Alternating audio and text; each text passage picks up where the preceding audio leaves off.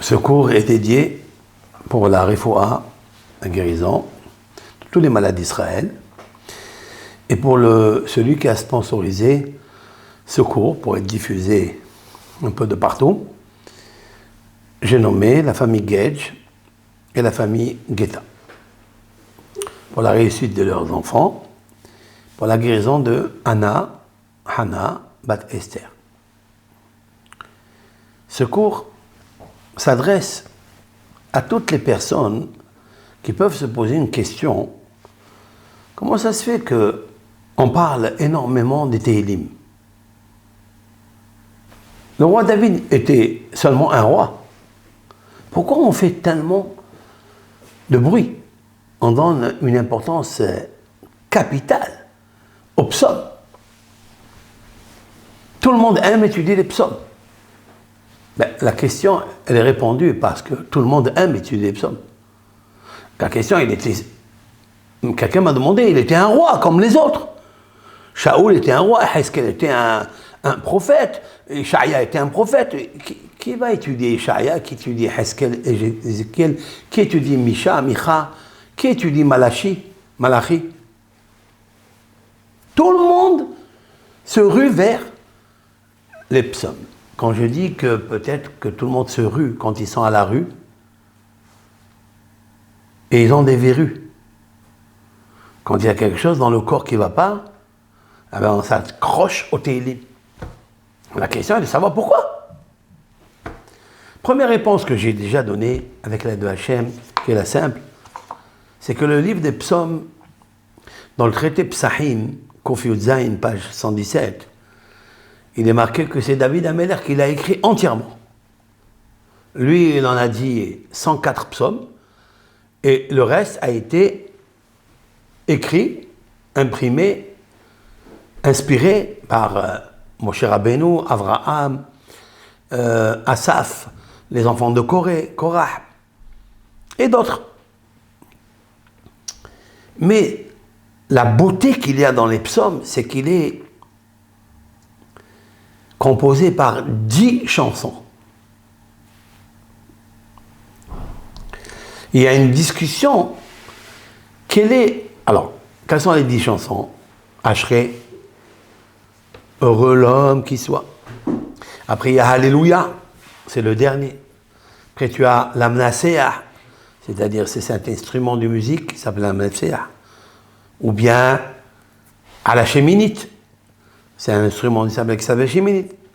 Ou bien l'Octave, ou bien Maskil. Alors, tout cela, c'est très beau. Quel est le psaume, la chanson qui est la plus belle, la louange la plus belle? Il y a une grande discussion sur ça. Le 150. Alléluia. Alléluia, c'est la plus belle. C'est ce qui est marqué dans le traité talmudique Pesahim. La meilleure, c'est Alléluia. C'est pourquoi David Améler termine avec ça. Il y a beaucoup de célèbres chansons. Alléluia. Ils sont sortis grâce à ce psaume. Parce que quel est le livre sacré où il y a marqué ce nom Alléluia plusieurs fois? C'est les psaumes. Mais ma question, elle est, c'est quoi le sens de Alléluia? Est-ce que Alléluia, est-ce que ce sont deux mots? C'est-à-dire, Alléluia, louer, Yudke, le nom de Dieu qui s'appelle Yudke. Hein? Est-ce que ce sont deux mots? Oui. Est-ce qu'il y a une partie du mot Alléluia qui est profane et une partie qui est Kadosh, qui est saint, qui est le nom divin? Oui. Bien non. Alléluia, c'est entièrement un nom divin. C'est vrai? Très bonne remarque. C'est pas ma remarque à moi. C'est la remarque du Talmud. Le Talmud se pose la question. Maintenant, il y a une autre discussion dans le Talmud. Toujours dans le traité Pesahim. Est-ce que Alléluia qui vient à la fin d'un chapitre? Oui? Est-ce que c'est la fin du chapitre? comme s'il terminait sa poésie, il disait « Alléluia, je remercie Dieu. » Hein? Louons Dieu. Ou bien non. Le Alléluia qui se trouve à la fin d'un chapitre, c'est pour le début du deuxième chapitre qui vient après. Oui? Tu as saisi ou pas? Non?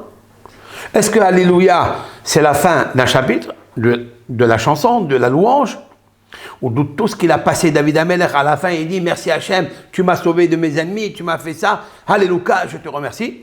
Ça c'est ou non? Ou bien non, Alléluia, il a fini avec le psaume, mais Alléluia c'est pour commencer, j'ai encore la place pour te louer encore pour autre chose. Tu as compris la question? Discussion entre Rav Hizda et Rav Huna. Le premier dit, Rav Hizda, il dit que, en fait, Alléluia, c'est la fin d'un psaume. Et Rav Huna dit non, c'est le début d'un psaume. Quelle discussion il y a entre eux?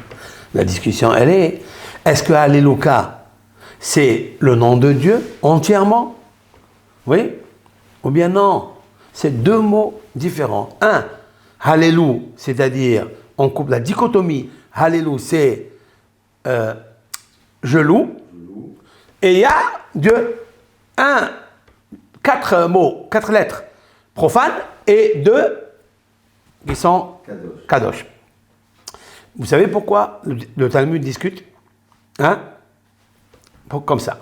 Parce qu'il est marqué, celui qui dit que Alléluia, il vient pour débuter un deuxième psaume, lui il dit, c'est pas possible de dire que David Amelech, il dit Alléluia, pour te louer Hachem, pour ce qu'il vient de dire précédemment. Pourquoi?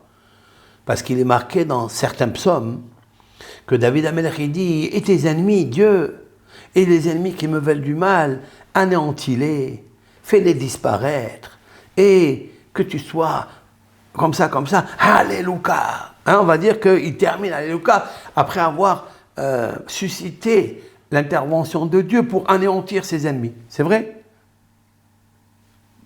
Il est marqué dans le Talmud que jamais on fait une chose pareille. Bin pol oivecha al tismah. Ubihikashlo al yagel libecha. Le roi Salomon a dit dans les Proverbes, lorsque ton ennemi tombe, ne sois pas content. Et lorsqu'il chute, ton cœur ne soit pas réjoui. Comme David Amelech, il dit que tu fasses tomber tes ennemis. J'ai vu tes ennemis tomber, j'ai vu mes ennemis tomber. Alléluia, ça veut dire que tu chantes. C'est incroyable. Donc Alléluia, c'est le début de l'autre verset qui va commencer. Et quand tu vois dans les psaumes après, tu vois que David Amelech, il ne parle pas de vengeance, il ne parle pas de rancœur, ni rien. Maintenant, si on calcule le mot Alléluia, c'est la valeur numérique combien? Haïm. Alléluia. Alors ça fait 86. Waouh. Alléluia, c'est 86. Comme la valeur numérique Elohim. En fait, le mot Alléluia, c'est justice. C'est Elohim. Valeur numérique 86. On peut dire que quand il dit Alléluia, même quand il parle de l'effacement ou du retrait de ses ennemis, il dit Alléluia, ça veut dire fais justice. Je ne suis pas content. Ce n'est pas un problème que je suis content. Oui, c'est que Dieu fait justice. Donc le nom de Alléluia, il est profond. Ce mot-là, il est profond parce que la valeur numérique justice. Elohim. Midat Adin, la rigueur. Dieu fait ta rigueur, fait la justice. Comme ça, on peut expliquer les psaumes. Alors, j'ai une grosse question dans le psaume 51. Alors, tu es avec moi? Oui. L'amnaseah mizmor le David. David Amelech, il prend donc l'instrument. Mizmor, il chante pour David. David, il chante avec joie. À quel moment il chante avec joie? Avec simha, avec mizmor. Verset 2. Bevo elav Nathan Hanavi, lorsqu'est venu le voir le prophète Nathan, envoyé de Dieu, Ka'asher ba'el Bathsheba, après avoir commis la faute de Bethsabée. J'ai une question ici. Dis-moi, Oui. si Dieu préserve, tu es tranquille dans ta maison, tu es en train d'étudier, et il vient le prophète de Dieu, et il te dit, tu as fauté. Tu as fait une faute grave. Et surtout que le roi David s'écoute réprimandé par Nathan, le prophète Nathan, où il lui dit, si un riche, il a 1000 brebis, et le pauvre, il a une brebis, et le riche, il va et il vole la brebis du pauvre. Quelle punition, quel châtiment on fait à cet homme, à ce riche? Il lui dit, il ne mérite pas de vivre. Il ne mérite pas de vivre. Elle lui a dit, c'est vrai. Alors il lui dit, le verdict que tu viens de dire, c'est toi. Nathan a lui dit, c'est toi. Ça veut dire quoi? Ça veut dire que tu as 1000 concubines, toi le roi David. Tu as 18 femmes et 1000 concubines. Tu es riche dans ce domaine. Et tu vas prendre Bethsabée, la femme du pauvre, le Uriah Hiti. Qu'est-ce qu'il dit David Améler? S'il te plaît, gracie-moi, pardonne-moi. Verset 3. Il lui dit, alors la traduction c'est quoi? Hein? Aie pitié de moi. Prends-moi en pitié, ô Dieu, dans la mesure de ta bonté, selon la grandeur de ta clémence, efface mes fautes. D'accord? Qu'est-ce que ça veut dire? Alors pourquoi alors il a dit en haut, l'amnasé ahmizmor les David? Est-ce que quelqu'un qui se voit reproché par le prophète, il est content, il dit l'amnasé, je chante à Dieu, je suis content, je chante à Dieu? On dit pas ça. On ne dit pas ça. Après, on se fait petit. On se fait petit. Et en plus, c'est quoi cette joie-là? C'est quoi cette... Il prend l'instrument musical, il commence à chanter. Nous, si quelqu'un nous dit, tu as fait une faute, on le prend, on le jette. On peut même lui donner une claque. Hein? Exactement. Et David Améler, qu'est-ce qu'il fait? Il prend son instrument, il dit, ah, quand il est venu, Nathan Navi me faire le reproche, eh bien, je chante à Dieu, merci. Ça, d'accord? Et tout le psaume qui est magnifique, dans David Améler, il cherche à avoir la paix, la joie dans ses os, parce qu'il pense qu'ils sont écrasés. Il demande à Dieu, je suis prêt à tout faire, mais pardonne-moi ma faute. D'accord? La réponse, elle est comme ça, elle est écrite dans le livre du commentaire de Maharam al-Shir. Maharam al-Shir, 16e siècle, au temps de Harizal, il est enterré d'ailleurs juste à côté, dans le cimetière de Sfat, à côté de Rabbi Haim Vital. C'était d'ailleurs Maharam al-Shir, c'est lui qui est le Rav, qui a donné l'approbation de Rav à Rabbi Haim Vital. Et dans le Harizal à Kadosh, il rentrait dans son cours. Il explique sur le commentaire des Tehillim quelque chose de magnifique. Il dit, on voit de là pourquoi David il n'est pas comme les autres rois. Pourquoi David il mérite? Parce que quand il a entendu que Dieu l'a envoyé le prophète Nathan pour lui faire un reproche, il a dit, waouh, merci Dieu qui m'a fait que le reproche. Parce que si déjà Nathan il vient pour m'avertir, donc je peux faire teshuva. Je peux revenir à Hachem. Parce que les reproches que Dieu t'envoie, ce n'est pas une punition. C'est une bonté. Et si c'est une bonté, alors je fais teshuva. Et c'est ça qu'il dit. Pardonne-moi mes fautes. Par ta grâce, pardonne-moi mes fautes. Parce que je sais que tu es toute source de grâce. Alors il a pris l'instrument musical, il dit, merci, je suis content. Qu'est-ce qui nous arrive à nous? Que quand on a des soucis, on est comme ça, abattu. On a perdu. Mais tous les soucis qu'on peut avoir, ce sont des Nathan Navi qui viennent. C'est des messages. C'est des messages de prophètes qui viennent. Aujourd'hui, il n'y a pas de prophète. Mais Dieu t'envoie des signes pour avoir une consigne. Et que tu signes la vie dans ce monde et dans l'autre. Et nous, qu'est-ce qu'on fait? Tanjaf. Zaf en arabe, ça veut dire on se met en colère. On n'est pas bien, on est abattu, on est mchennef. Waouh! Dit le Maharam al-Sheikh, Rabbi Moshe al-Sheikh, 16e siècle. Dans Torah de Moshe, dans son livre qui s'intitule Torah, la Torah de Moshe, parce qu'il s'appelle Moshe Alshek. Hein? Il dit non, regardez comment David Ameler, il dit, tu regardes Hachem, tu m'as comblé de joie et d'allégresse. Comme ça, il dit le Maharam Alshek. D'accord? Mais en vérité, il y a un rabbin, et ça, Baruch Hashem, je viens de trouver ce rav, il s'appelle Menahem HaMe'eri, qui a vécu au XIIe siècle. Donc bien avant, c'est-à-dire plus de 350 années avant le Maharam Alshek. Lorsqu'il veut expliquer ce psaume dans son livre de Meshivat Nefesh, c'est quoi Meshivat Nefesh? La Torah, elle a un pouvoir, elle est intègre, elle est marquimat petit. La Torah, quand tu l'étudies, elle assagit le sot, l'imbécile. Et aussi, Meshivat Nefesh, elle apaise l'âme.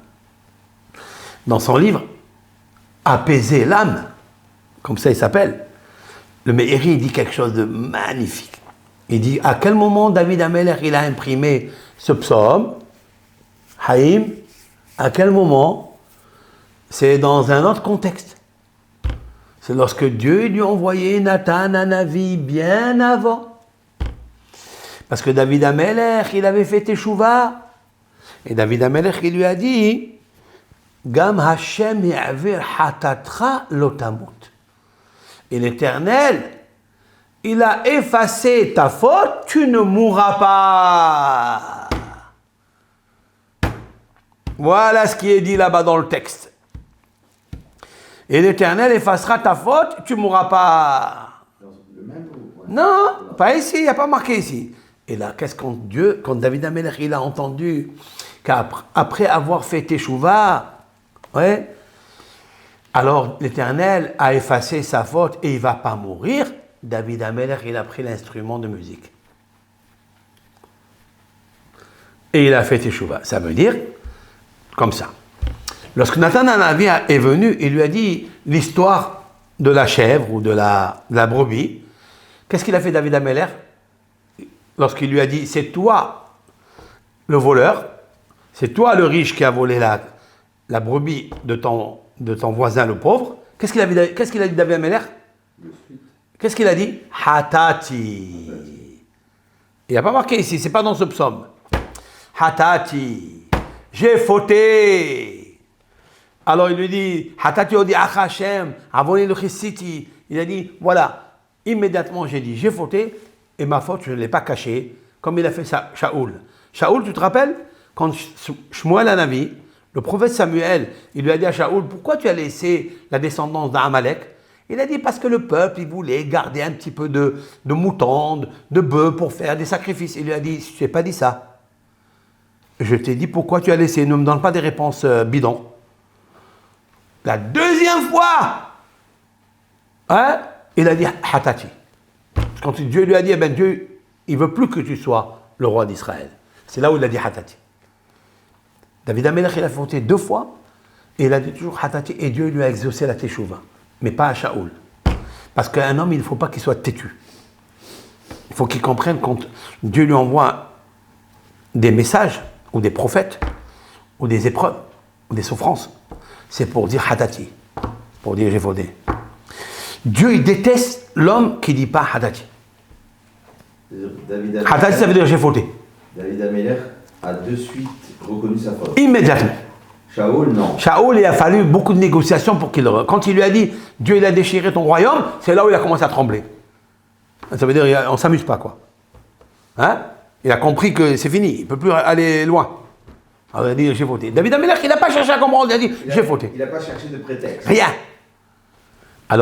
Alors, Dieu lui a dit, à Nathanaël, dit à David, qu'une fois qu'il a dit, j'ai fauté, alors j'ai pardonné sa faute, il ne mourra pas. Et et c'est pour ça que le roi David il dit, la menacer mort de David, il a commencé à chanter. Lorsque Nathanaël il est venu le voir, etc., et il lui a dit Hatati, et j'ai fauté, alors, Haneni Elohim.